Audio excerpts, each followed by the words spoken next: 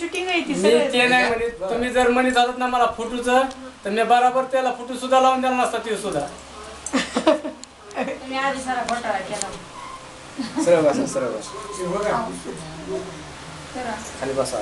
त्याच्याने मी काय म्हणलो तुम्हाला फोटो जर मला असता तर बराबर मी ते फोटो लावला नसता. 2000 रुपये गेले. जवळच्या पाहुण्यात देऊ वाटत नाही तुम्हाला पैसे. पाहुण्याला दिले असते ना तुम्ही म्हणलेच नाही तर पण तुम्ही म्हणलेच नाही जाण्याचं म्हणून. नाही. आलेत का क्या? त्याच्यात आवाज येते राहून करा.